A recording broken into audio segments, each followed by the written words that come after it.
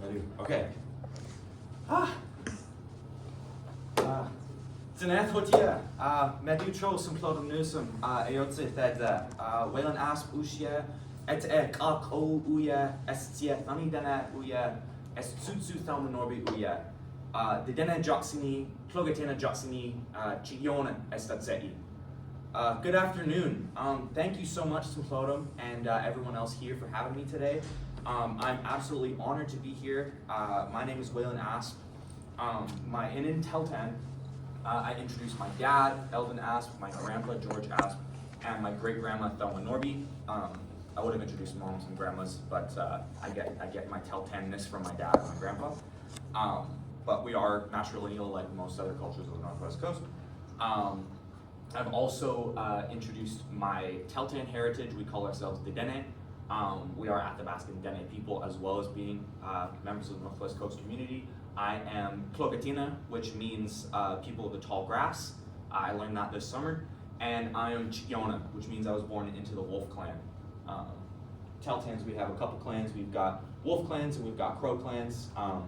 Because my dad is a crow, and you have to marry outside of your clan, when he married my mom, she became a wolf, and that's where I get my wolf clan from. Yeah. Let me tell you a little bit about my practice. Meda, yeda, yeka, who, what, why. You can read my beautifully written in third person by me artist statement, but I'll paraphrase it. I'm a Teltan artist of Ukrainian Jewish ancestry, and I find that my work stems from my childhood growing up and learning about the world through the visual culture that's dominant as a kid, which is animated youth media, cartoons, comics, video games, anime, anything that is bright colors, loud, exciting, meant to grab a kid's attention. It all worked on me. It all caught my attention, and that's where my brain kind of operates. And so I've found that as I've gotten older, it's a matter of figuring out what I can say using those tools, right? And for me, that falls into a practice of autoethnography, studying your own heritage. So I've taken the boisterous and dramatic and exciting media that I've grown up with, and I've learned how those tools that are used to tell a story are very similar to a lot of the tools that Northwest Coast artists have been using since time immemorial to transmit information, transmit stories, transmit family histories, teach our communities about the land and our people. I use this transmission of a collective social consciousness to build my art practice out, right? And you'll see how that manifests in a variety of different ways. Before I get too deep into that, I want to give you some context. So just a little bit about me. This is my origin story. So I was born and raised in Los Angeles, California, a very multicultural and vibrant upbringing that instilled in me a love of the arts. I found, that it was really, really helpful to have two parents who were both in the arts. Since I was born, they both worked in comics, they worked in film. My mom was a creative technologist. She was using Photoshop like when the very, very first versions of it came out, and she's been the person I ask like any computer problems to. My dad similarly was working in comics and writing and all of that stuff from a very early age. And he also learned from his dad, who was a saddle maker, about making leather stuff. So he was very tactile and just inspired me with his dedication to his many crafts that he was a part of, right? I think his Instagram bio is lover, fighter, maker, writer, which is badass. So I can't steal that from him, but I'll give him credit for that one. And yeah, they fostered that creativity in me, and they supported me all the way through high school. I graduated from Mount Doug, just down the street, and then UVic this past semester in visual arts. And just a little, fun fact about me. Aside from art, I also fight and teach in kickboxing. I fought 3 times this year. My last fight was up in Prince George in October. And then before that, those pictures are from August when I fought at the Royal Athletic Park downtown. That was pretty fun. Mila was there at the end of it. She heard him say, "Oh, the winner is Waylon," and she was like, so that was cool. And yeah, that's me on the right there being thrown really high in the air by my dad.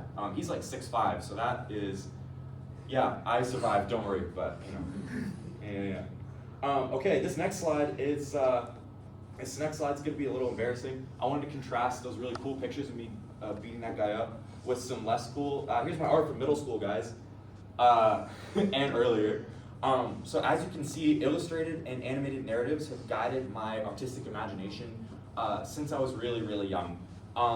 Visual culture, which I kind of define as aesthetics and storytelling devices someone has grown up with versus those that are inherited, right, or embedded in you. My visual culture has really been defined by all of that very kind of poppy, dynamic storytelling. Since I have kind of primarily defined myself as an illustrator, my goals have always been clear communication with bold, saturated colors and dramatic staging, right? I want things to pop out, and I want, no matter whether you know anything about the story or the characters going in, you can get a clear sense of what's happening immediately, right? I don't leave too much up for interpretation in a lot of this early work. The one on the far left there is from when I was about 7 years old, and it's pretty, you can tell what's happening pretty clearly. I labeled them in case you didn't know who that was. I think I'm gonna get a tattoo of that, it's pretty sick. And then some of my MS Paint art in the middle, and then you move on to the end there. That My Life with Monkeys is a webcomic I did in high school. You see a lot more comics later on, including right here, because they are a incredibly important medium of storytelling for myself and a lot of other indigenous artists. If any of you are doing your thing on Michael Ninkayagalanis or Cole Pauls, great examples of two really good Northwest Coast comic artists.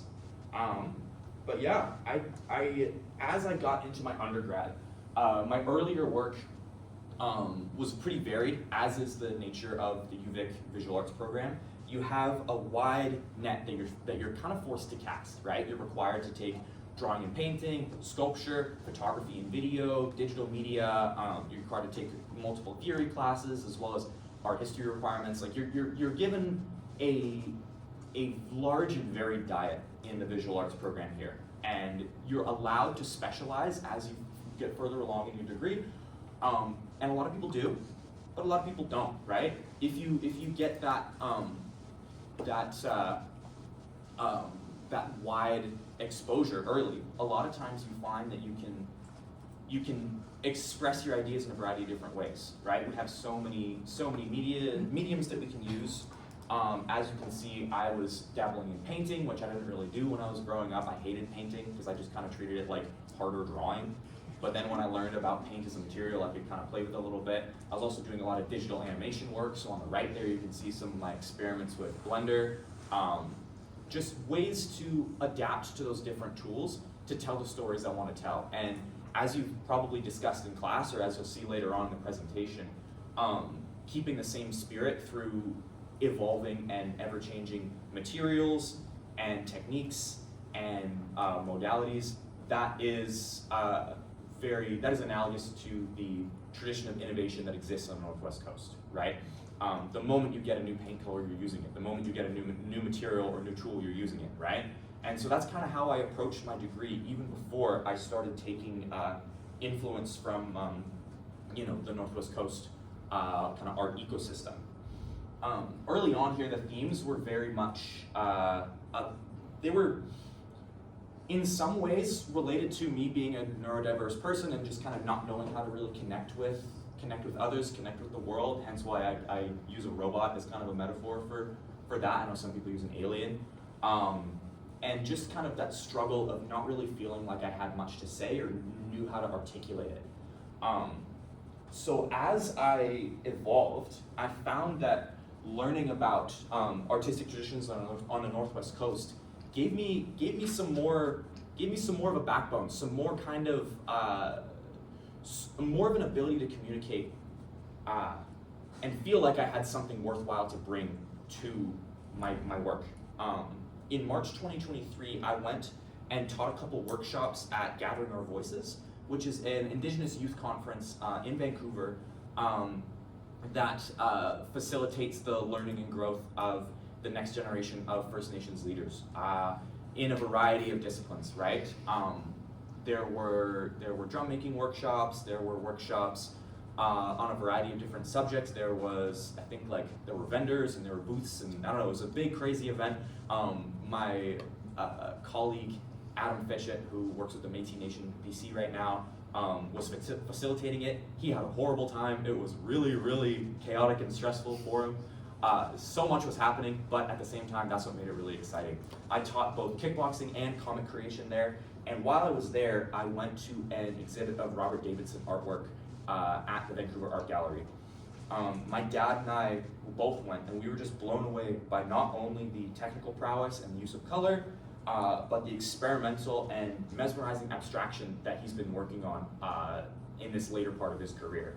If any of you are researching Robert Davidson, right? I mean, you know, kind of like a big name in the space, and like kind of one of the first ones you hear about. You hear Robert Davidson, you hear Bill Holm or Bill Reed, and it's kind of like, okay, that's like Baby's first Northwest Coast artist, but it was Baby's first Northwest Coast artist. It was his work. It was the work of Dempsey Bob, kind of probably the most famous Teltan artist I can think of, and those two, and just the way that they adhere to and broke from the forms that are kind of written about in Bill Holmes' studies and how people view quote-unquote form line, right? Their work really struck a chord in me.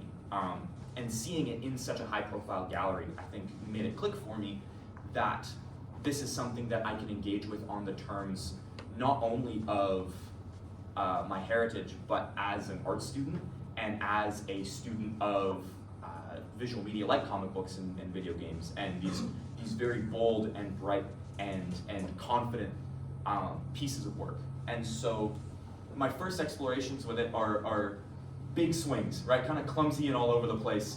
That song of Teltan Bear Dog, part of the assignment was using all these random materials. That's why I've got like a wood border around it, and there's like a real felt kind of button blanket with some wire in it coming out, and I've got a bear dog hanging down the finger. There's a lot happening here, and I know that. But what I wanted to communicate with that was some Teltan specificity, because I could very easily make some work like the piece on the right that could come from a variety of Northwest Coast cultures. But I found that it was important for me to have a voice that was very specifically Teltan, and so that's why I've incorporated the Teltan Bear Dog. For those of you that don't know, the Teltan Bear Dog was a breed of dog specifically bred to hunt black bears in our territory. They're small, yappy dogs with big old paws made for running in the snow. They got really loud voices, and you take, and one thing I learned too was very funny. They were pampered a lot when they were running around. So like, you keep your bear dog in a bag, and then like you take like 5 or 6 of them, and then like let them out, and they go and like bark at a black bear and like route it into a clearing where it could be killed. And those bear dogs were used for as long as they existed until around the 1980s-ish, when they kind of they fell out of favor, and thus their upkeep was not well taken care of. They eventually did go extinct, and so I found that story really tragic, that they were kind of a symbol of this like obsolescence in a way. And it resonated with me, not only just feeling for those dogs as well, but just as kind of a metaphor of what happens when a people and a way of life are kind of stifled through colonialism, through a forced adjustment of our ways of life. And so what was so striking to me about them was their really, really loud and boisterous voice, which is why this piece, which is so visually loud, reflects that. It's about that song, right? That exists, that fighting against something bigger than yourself through community, through collective action, right? 5 or 6 bear dogs taking down one black bear, right? And I use this metaphor again later on, as you'll see. I think the instinct for Teltan specificity is something that I continue to grapple with. And so it manifests in different ways. This piece on the left, Night of the Wolf Woman, it takes influence from a mask carved by my Uncle Vernon back in 1997, I want to say.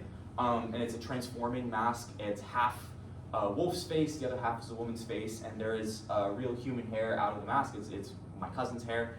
The mask is meant to tell a story, as well as what I'm doing with this painting. I'm kind of extrapolating on what I interpret just from looking at that mask. I'm also taking heavy influence from Jack Kirby and the drama of like Silver Age Marvel Comics.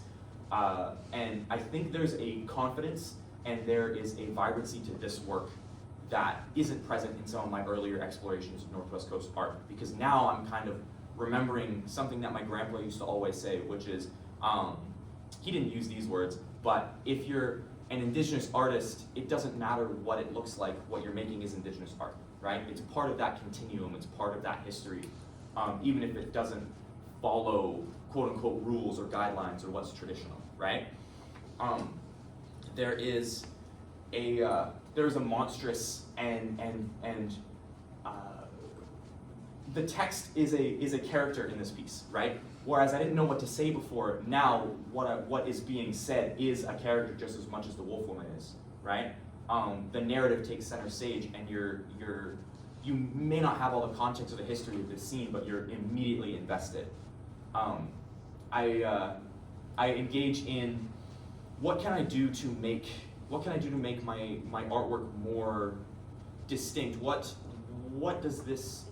do I have to say that's unique beyond just thing but indigenous, right? I kind of grapple with that a little bit on Gutsia Denada, Telltale Spider-Man versus the Raven, which is a play on Spider-Man versus the Vulture, which is just kind of, what if you take, like, I don't know, if you've seen Spider-Verse, it's like, this universe it's not Peter Parker, he grew up in Telltale territory instead. There's a little more to be said for than just a mashing up of cultures, I think, and that's what I continue to try to find. But the confidence and the confidence there, I think, still exists in those drums, but I take a more humble approach because I am working a little bit more quote unquote traditionally. I'm using those quotes, whoosh, whoosh, you can hear them whooshing as I do the finger quotes. Very, very big air quotes there. Because there's such a precedent to painting a hand drum.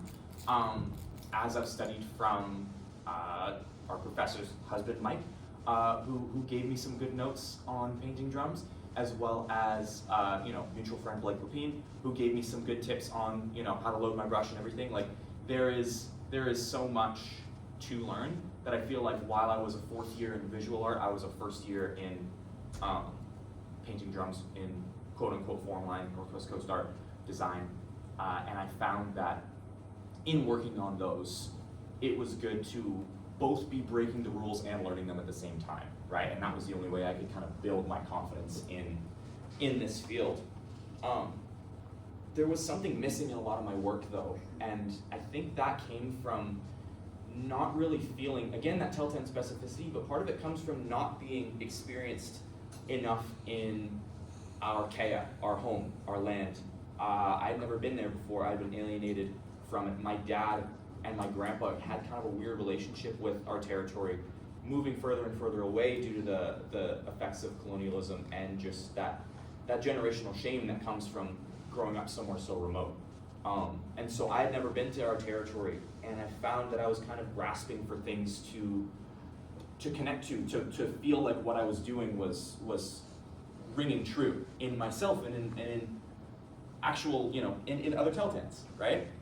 So one of the most profoundly inspiring, beautiful, and heartbreaking experiences of my life, back in January, I visited the Rural BC Museum with my great aunt Chautauquac, your Asp, my great aunt Marilyn, my great aunt Rose, my cousin Brandon, my brother Donovan, and there's a museum staff up there as well.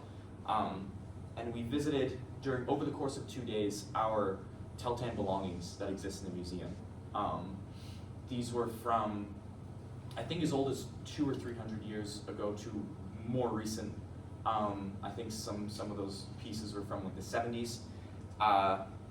And I note that I call them belongings. I refuse to use the word artifacts because that places them in a very ancient, distant,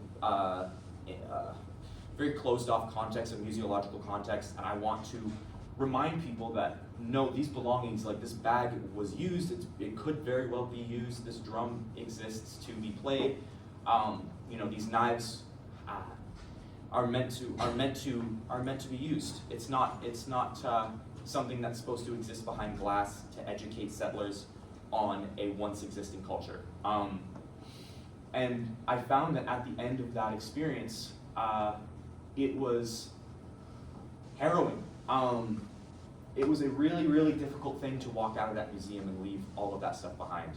I wrote about it in my zines here. I'm gonna pass them around. I'm gonna keep, if I don't fling them everywhere.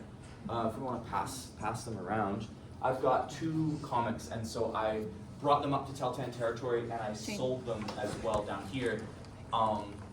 The first one, Indigenous Collections of Repatriation, I took a picture of the sign as we were leaving. That story is my reflections on my experiences there. Keep it like push that back in. Yeah, Neil, you got it. Yeah, it's zine format, which is inspired by Cole Paul's a really good Tahltan artist. I brought my own copies. Yeah. I didn't realize he was going to bring. Yeah, some Floater bought copies from you, which I'm very grateful for. Yeah, and the other one is Egon, or They're Fighting, which combines my passion for martial arts with a photo that I saw of 2 Tahltan uncles, Dennis Highland and Pete Henue, boxing that takes place in either 1912 or 1915. They weren't sure on the description of the photo, which is weird. One of James Tate's 2 trips up to go, hang out with some Tahltans. And yeah, that was my last, that piece was my last critique in art school, was that for a class with Professor Lindsay Delarond. It was awesome. And yeah, I found that this trip sparked in me kind of a renewed passion for the idea of rematriating our belongings, not necessarily physically, but in traditions. Like my great aunt Rose saw some slippers, and she was inspired by their construction. She had never seen it before, and so she's like, I'm going to teach myself how to make these slippers this way. And that's what preserving a culture should look like. It should look like continuing those traditions, teaching, playing a drum until it breaks, but you've taught so many people those songs, not keeping that drum behind glass so it can never be played again and no one can hear what it sounds like, right? So that's what I'm trying to do in this tradition of innovation, and that's what leads me to the project that got me up here today. This is Bear Dogs. You remember that bear dog painting from before? I started this project in early 2024 in Kelly Richardson's digital media class. And when I was doing the early sketches for it, I was like, this is kind of a dumb idea. I don't really know if this is gonna get off the ground. I don't really know if this makes sense. And she came over and she looked at it and she was like, Waylon, this is really, really good, buddy. This is brilliant. I'm like, what? She's like, yeah, you should stay interested in this. And I was like, okay. So you can thank Kelly Richardson for this one. The first piece that I did for this back in March or April 2024 is this video, this trailer. So I'll show you that, and then it'll kind of explain what's going on, but we'll go into more detail after that.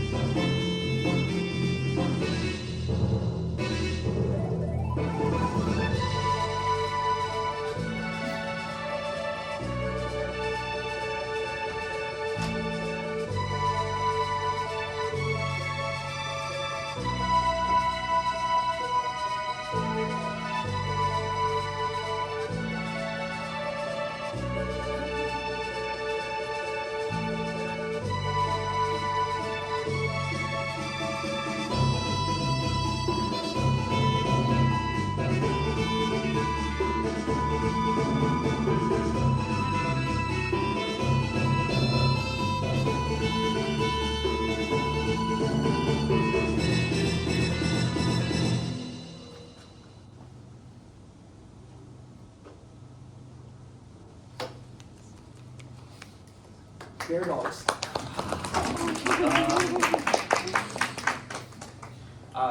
Bear Dogs is a multimedia art project tackling decolonial themes through an alternate history of Tahltan territory, and it manifests itself as a JRPG, Japanese role-playing game, where instead of taking cues from European fantasy, it takes cues from real Tahltan history and archetypes in this historical fiction context.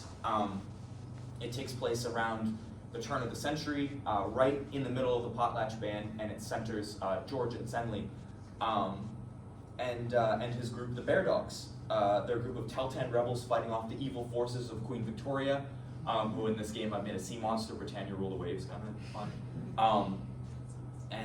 I specifically take influence from video games such as Dragon Quest, as well as other gaming icons like The Legend of Zelda, Chrono Trigger, and anime like Princess Mononoke, right? With relationships to nature, relationships to people, to rebellion, to disobedience in a way that is both fun and accessible, but still quite transgressive, and you don't realize it because of the aesthetic mode that I'm placing it in, right?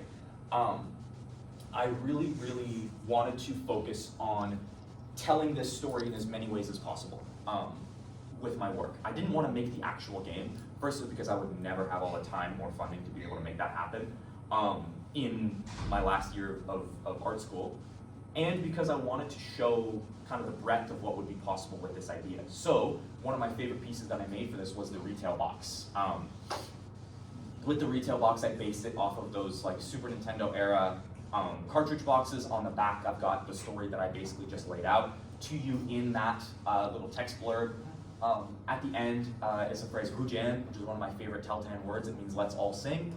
And that video was entitled Bear Dogs Hujan, Everyone Sing. I wanted to use these as a way to bring some physicality to my work as well. Some tactility, right? In the sense that when I got to touch those belongings at the museum, right? It gave me a different kind of connection to the work versus just seeing something behind glass or on a wall.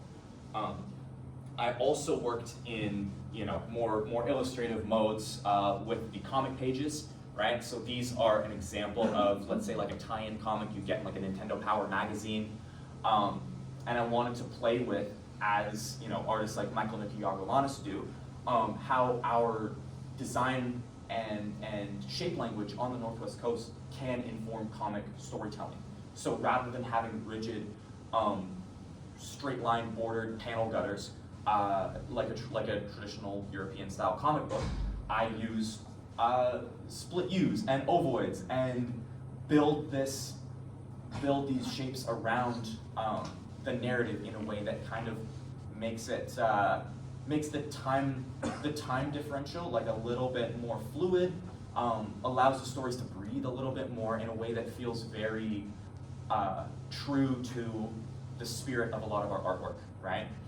I had so much fun making these, and as we keep pushing along here, you'll see that I just wanted to experiment with as many different ways to tell our stories as we can. So this piece is a two-parter.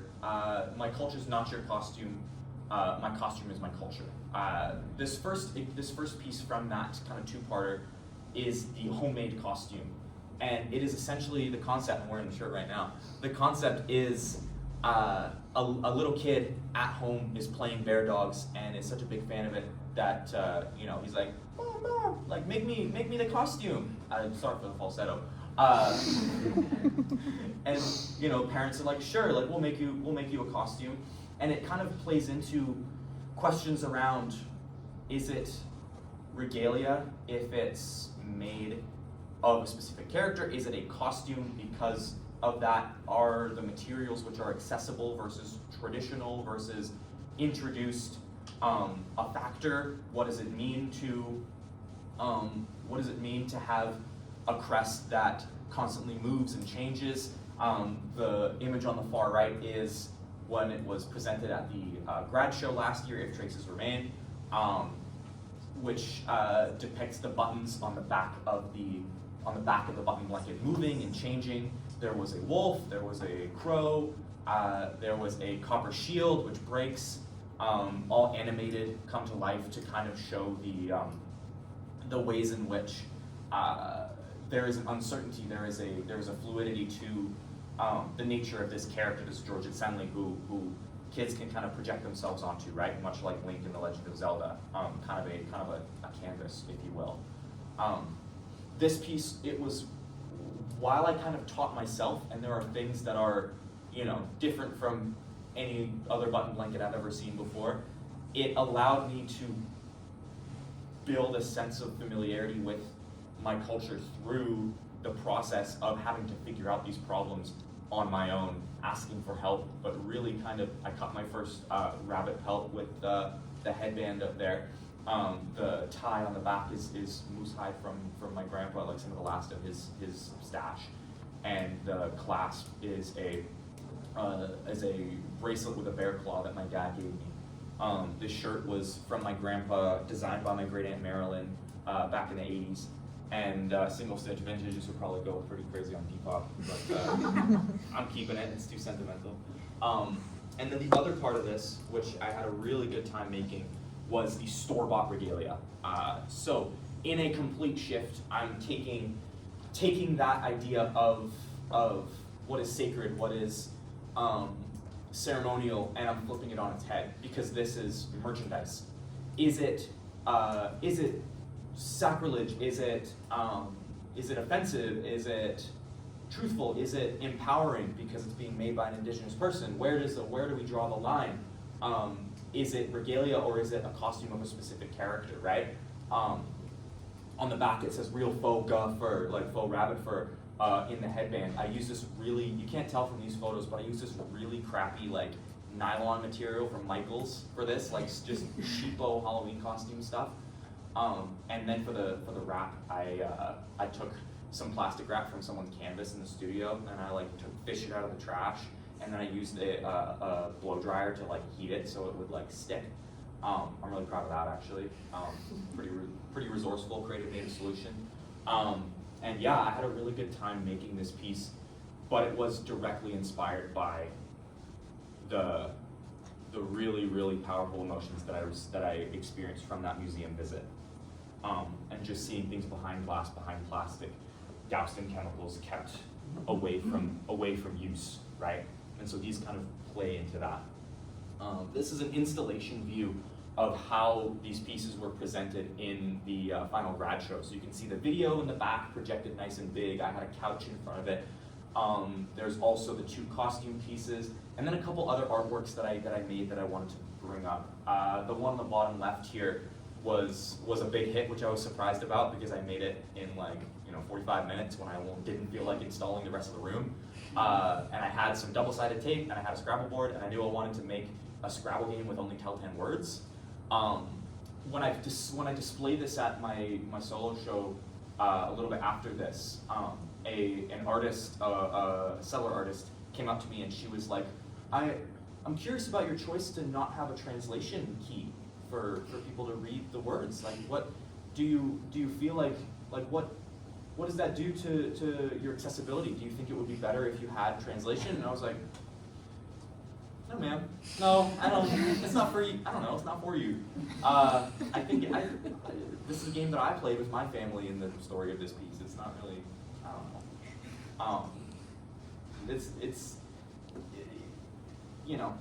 we didn't get a translation key. We were just kind of forced to use the English words, right? So, we're forced to use the Greek letters, right? The English letters, Latin alphabet.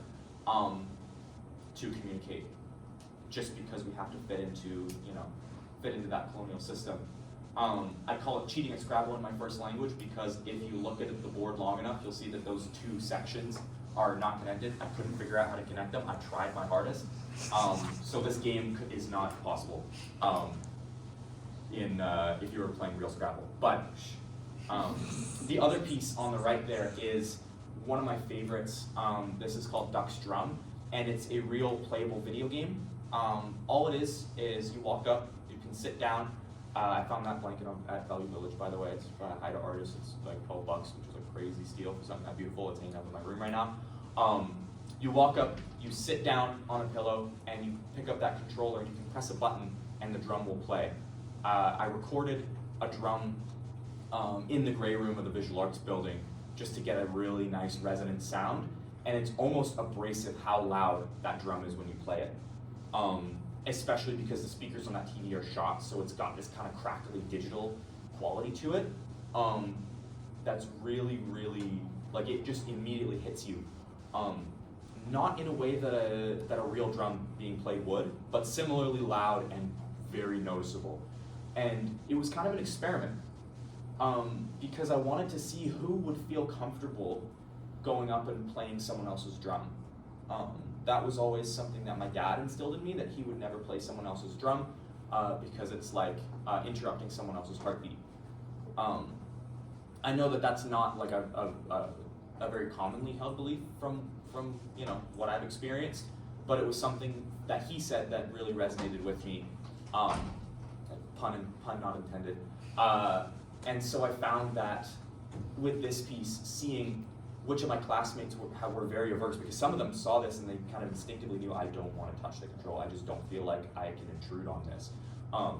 But because it's separated by that screen, it's a little more approachable than, say, a real drum sitting there in the gallery with a stick. No one's going to go play a real drum sitting in a gallery, but maybe they'd be more inclined to play this. I had people trying to make beats. I had people just like spamming the button as fast as they could to see what would happen. There was a little baby that came to the show, and the baby was holding the controller trying to play the drum, which I thought was pretty sweet. There were people playing and singing songs with it.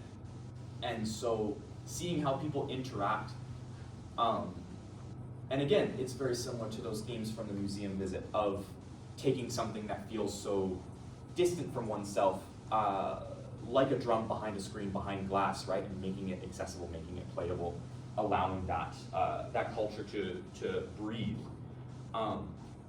That was my room from If Traces Remain, the grad show from the Visual Arts Building last year. After that, I did a solo show at the Ministry of Casual Living downtown called Sa, which translates to cool or awesome. It's an expression that you give, when you want to express that something is cool or awesome. This was a really, really fun show to put together, and it was a lot of those same pieces, putting them in the context of each other, right? So pieces from Bear Dogs, pieces not from Bear Dogs. It kind of builds a greater universe, so to speak, sort of a conversation between works that are in various stages of my journey of understanding my own heritage, of my autoethnographic understanding, right? That piece on the far right there I did for the grad show, and it was displayed separately. That one is Jesus City Cha, which translates to Jesus Loves Me in Teltan.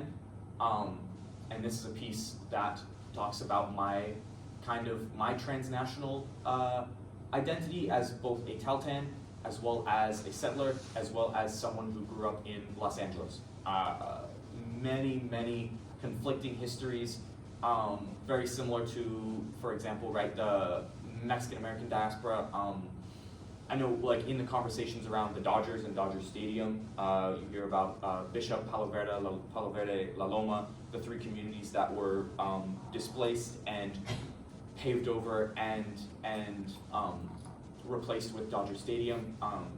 Third base used to be a school. There was a cemetery there under home plate, and so a lot of that history that exists there of people in that diaspora of Mexican, which is often mestizo, Spanish and indigenous, birthing this group of people who, as a result of their both colonial and colonist and colonized identities, have a hard time separating those things within themselves. Very similar to my heritage. I found that this piece explores that in a variety of different ways. It was also fun to represent that in as many ways as I could, right? Native flowers at the bottom from the three places I've grown up. the bottom one being California poppy, the left one being fireweed from Teltan territory, and the one on the right being camas or quetzal from here. And yeah, this piece and this show were a really cool expression of everything that I'd done in my undergrad, fresh out of school. It was really cool, but there was still something missing from my work. And thankfully, I had the opportunity to head up to Dakea, head up to Teltan territory. That's with my cousin. That's Estani. That's Tristan Asp right there, standing next to me. And then on the bottom there is Tristan. There's my cousin Brandon. There's my friend Edgar, who's Teltan, but not my cousin, which I found surprising. And then on the right there is Teague. He's a white guy, but he's chill. And my visit up there, it was surprising and exciting in a lot of ways. There were things that gave me kind of an identity crisis. Going up there, not a lot of people consider Teltans coastal. Even though our territory, which extends right up to the Alaska border, the Alaska Panhandle, like Tsimshian territory right next to us, like we would be trading and we would be commuting across that border had it not been for those arbitrary colonial lines. And so our connection to the coast was severed pretty clearly, pretty definitively by that border. And so a lot of us don't view ourselves as coastal. Similarly, a lot of us who are part Teltan, part Tlingit don't view us as Athabascan, right? But that's kind of the central conceit of what it means to be Teltan, is all of those cultures melding together. Athabascan, Dene, coastal, as well as introduced or colonial influences kind of building our sense of self. Our economic structure is one of the things that made us so, is one of the things that kind of like defined us since time immemorial, is our trading of obsidian, of gold, of copper, right? And so a lot of these things, these cross-cultural influences lead themselves into my most recent project, which is the Teltan signage project, led by Thema, which means rock mother.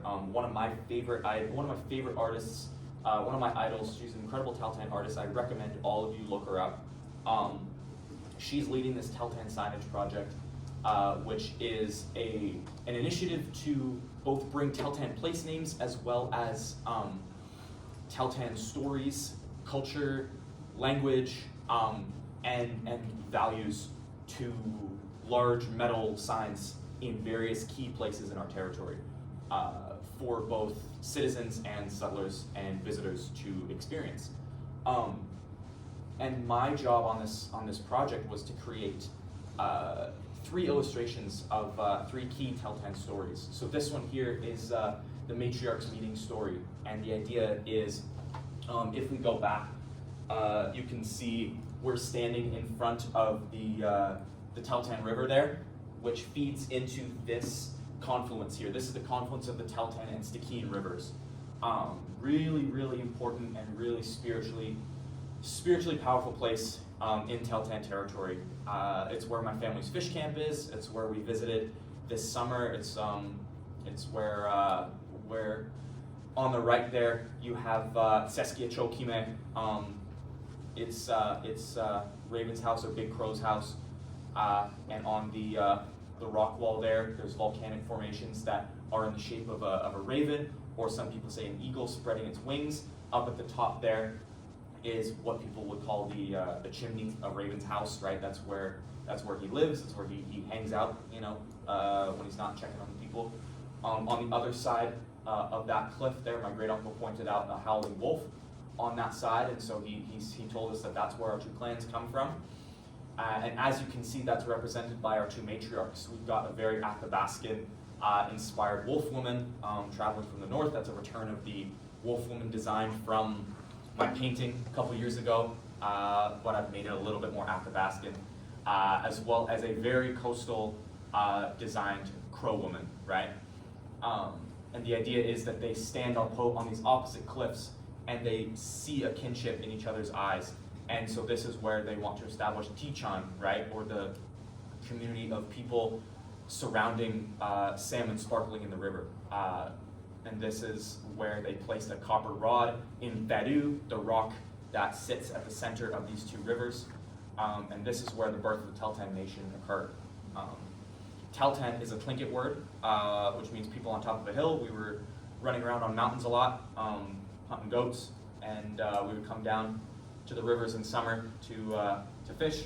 We still do that, and there's an interesting story that my great uncle told me about the phrase Indian time in relation to that I can talk about later if I've got time. But I want to show you the other two signs that I did. These two are two different stories as well. The one on the right is about Earth Mother and Meat Mother. Two more of our matriarchs. The Earth Mother on the bottom there, I've represented her as a really powerful matriarch holding up the entire world. They say that the rocks are her bones and the water is her milk, and she takes care of us. Despite being older, growing weaker, we have to treat her with respect. She is struggling, but she's holding on. But it's up to us to treat her with respect. Meat Mother is the origin of all animals, all game, right? And if we respect game, then she will continue to provide us with it. Starting with the smallest creatures, from a mouse all the way up to a moose. She birthed for us and extended the blanket across Telten territory, represented by the sky and the aurora there as well. On the left there, I've got Denakat Ladia, which is a man standing on an arrow, which is that pillar of rock seen in the bottom right corner there. It is the story of a goat hunter, right? So a man and his Telten bear dog are chasing down this goat. Really funny detail. I was told by the historian and communications director from the Telten central government that our dogs would all wear backpacks. So dude would not need to be wearing a backpack. I should have drawn him with snowshoes, but whatever. He would have like a fire bag, but dogs would always be wearing backpacks pretty much all the time. Even a little dog like that would be wearing a backpack, and I thought that was really sweet, so I had to include it. But yeah, they're chasing a Spatsizi, or a red goat. Ispa is mountain goat, and Spatsizi, because of the red soil, silver-rich soil, iron-rich soil on these mountains, they get this red dust all over them, and so that's where Spatsizi gets his name. They're chasing this young goat down this mountain, and eventually the goat slips away, travels down into this clearing, and the man gets really tired of chasing him down, and so he turns and he shouts at the goat, "Go back to your father's house!" Which apparently is a crazy thing to say in Telten. That's really disrespectful, apparently. So the goat's really mad, and creates this from this flat plain, a massive pillar of rock. And all three, the goat, the dog, and the man, are all trapped at the top of this pillar.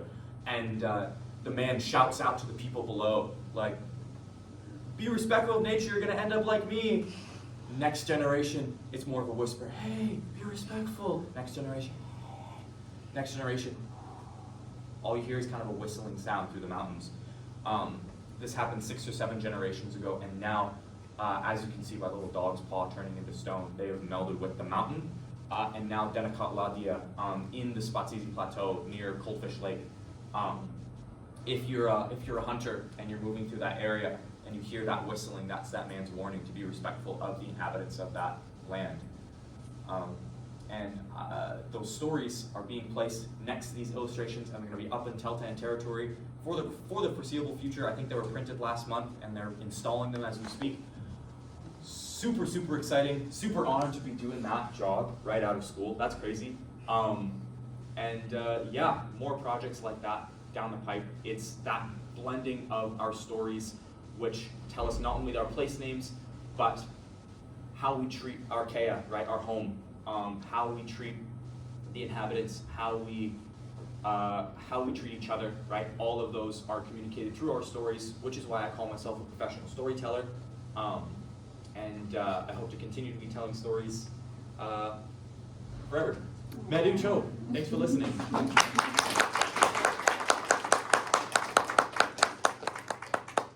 That's my little boy visiting Waylon's work. He was so inspired by it, and very much, of course, enjoyed playing the drum in your installation. I think that Waylon coming to class right now is absolutely the perfect kind of tie-in of so much of what we've discussed, especially leading to our focus on museums and really speaks strongly, as he said, to the tradition of innovation on the Northwest Coast. And one of the very first lectures that I gave in this class, I talked to you about how the Northwest Coast is a colonial construct that comes out of anthropology and ethnology that leaves out all of our kinship ties to those that are further inland, like the Yukon Tlingit, like the Tahltan in BC, and how we've always been connected. And to keep them out is to just reinforce that colonial border that is both academic as well as the physical colonial border between the US and Canada. So I'm really glad to hear you bring that up. As well as when he was going into museum collections, contacted me and said, hey, I have this opportunity, I'm kind of nervous about it. And I shared with him all of the ways that I prepare my heart for this. Really, it's an experience that is celebratory in a way of you feel it's like a reunion, but then it's like leaving your family in a place where you know that they're not cared for properly, and they're going to be there forever, unless Canada figures out a more functional or even just a repatriation policy, which is what we're going to be talking about next. There's a lack of repatriation policies in Canada and the type of issues that creates for Indigenous peoples who are actively trying to bring their ceremonial belongings and their ancestors home. So there's so much in your work that is, especially in terms of, how do we process the way that colonization has affected our communities and peoples in the past, and how it continues to inform our present, and that colonization is ongoing, with the tools and technologies that are most meaningful to us. So I think that Waylon's work does an amazing job of that, and I was so excited when I saw the first time that he showed me bear dogs on his iPad. We were just out here on the quad, and I was like, what? Amazing! This is exactly what I hope for my little boy's future, is that he can sit and play these games that are also informing him of the colonial past in a way that is going to make him stronger in a critical way in his engagement with this colonial present that we live in. So all I have to say, thank you. It really means a lot to have you. Mike wanted to make sure to gift you with some of his artwork for being here today. So this is one of my husband's pieces that to bring awareness to our missing, murdered Indigenous women and girls in particular. And so I got that for you, and there's a bunch of fun stuff in here that are not. So everyone, a big round of applause for that.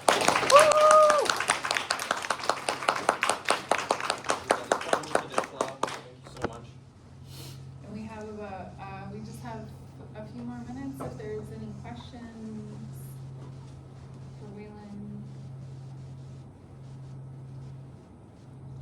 I have a question. Don't wait for questions. Where is your work going to be featured next, locally? That's a great question. Right now, I am in the middle of working with Edosti, Dr. Judy Thompson, who is an Indigenous education faculty member here, and she was just in talks because I'm working on a graphic novel with her about her grandparents who grew up in Telegraph Creek in Tahltan territory over 100 years ago, and so I'm going to be working on that graphic novel. That's what I'm going to be doing, and I'll be doing that in an office in McLaurin in the A-Wing. So once I know that that's like official, I'll tell people, visit my office and you can see what I'm working on.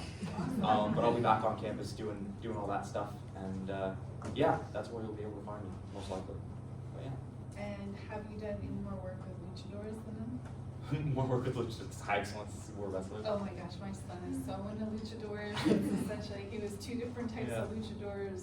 I saw his Penta Cero Miedo. Yeah. My dad made a mask. I gotta show him, but made that mask. But that's so sick. Nothing yet, but maybe soon. There. Do you see yourself like continuing on with like the development of Bear Dog, because you mentioned that you said that you were like, because of the limitations of time and resources, just pressures from school and like your final grad show, do you think that now that you're a free man, you'll return to that kind of process and see it as a development into a game potentially? Potentially, I think part of what makes the development of a full game harder to think about is just in terms of like feeling like I'd have enough to say in a full game.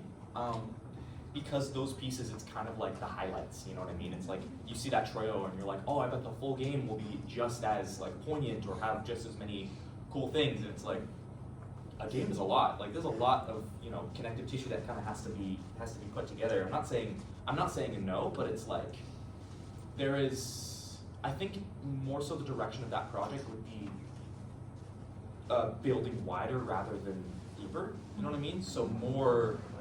Not saying that the work would be shallow, but like more pieces of different parts of a world in which Bear Dogs exists as a game, rather than making the game exist in this world. You know what I mean? And I say that and people kind of like it's like I would love to make a game, but yeah, maybe one day. Who knows? I don't. But even like if it's like like in a TV show as like a cameo or like it's cuts to like some guy like today has 4 playing games and it's like a little bear dog like in the stack. I mean that's kind of more so like what it is. It's like bringing up questions. I don't want to answer every question I ask with my work. Like with the costume piece, I don't want to answer every question I ask. So that's kind of it. Like if I make the game, I answer all the questions, which could be fun, but Yeah, it'd be cool to see it kind of entering, I guess, like the zeitgeist of our time, kind of have it within the fabric. Looking forward to seeing it there. Next time I ponder the fabric. Yeah. Well, a lot of fabric to ponder, so appreciate it. Thanks, Claire. Those of you that are on your language reformation journeys, because this is really, for this work for me, is also about resurgence, about cultural resurgence, the way in which our cultures are coming back through all of these different modes. Just know that when Waylon was my student a year ago, he kind of even had a hard time saying Madu to me. The first time he said it to me, I could see and feel, just having taught my people's language for so long, to learners with all sorts of experiences coming from all over, in terms of our diaspora, the emotional block, that gets that lump that comes up into our throats. Like, I know I should be more comfortable saying this. And so for me to see the way that Tahltan language has come into like when I saw the Yahtzee game, I was like, what? Or not Yahtzee, what is that? Scrabble. When I saw the Scrabble game, I was like, oh my gosh, like, and then to see him stand up to go from that at the beginning of the academic year to the end of the academic year, where he's setting up, giving his introduction in front of the full department as one of the co-curators of the graduation show, opening up in your language. I just want to really commend you on your work to reclaim your people's language as well. And I think it's good to point out the growth, because I know that there are those of you, and Jane would be one of them, who is working on that aspect of reclamation in regards to our critically endangered languages. It's a hard thing to do, especially when you're living away from your own people, because these are conversations we can have with each other every day, but it's ways that we can bring our ancestors into the space as we share our work, and I really appreciate it. Thank you. I learned a concept when I was up in territory, because one thing I did was I introduced myself in Tahltan in front of the elders, like the elders council, for the first time, and couldn't get through it without weeping. And they all came up to me and were super proud of me. And they all knew my grandpa. Like once I introduced myself with my grandpa's name, they all were like, oh, like they knew immediately who I was. They saw me, saw his face in my face, and said to me afterward that they that night they had a dream and he was in it, and he was telling them to go to school because that was his big thing. Like every Tahltan needs to go to university. One thing that I was taught was the phrase "ani," which translates to "come here." My dad used to say it as what he got yelled at when he was a little kid. Like, Eldon, Ani, like, come here, Sinda, insets, sit down, eat. those are the only tell 10 words he knew were words for things you yell at a little kid. And Ani means like not just come here, but it is a way to kind of reclaim your ancestors, like as you mentioned. So when you're feeling uncertain or you're feeling doubtful or you're feeling scared, you can just say like an Ani to yourself, and it's like ancestors or strength or confidence or courage or perseverance, right? Ani, or just peace, right? And it's just come here, right? So that when we talked about reclaiming the language, that's my Ani, right? That's bringing that to me, right? Asking for that come here. So I just wanted to mention that. I'm just so proud of you. And when I came here to UVic, I'm like, why? One more move. What is this? Why am I at UVic? Because it's been teaching at so many different universities, and I'm like, I know that I'm here for a reason. And it's really been all of you. It's been like each and every one of you. All of my students, you all are the best students like I've ever had. And there have been plenty of universities where I've taught where I feel like my cup is completely empty, and it would rarely get replenished in terms of like the energy that would come back to me. And I just feel like in every class, I mean, like I shared it at the beginning of the class, you all are the reason why I was like, I'm gonna tell those editors this is what I'm contributing. And Waylon, you were one of the first. It really means a lot to come full circle and to bring you back and to share you with all of these students. So another big round of applause.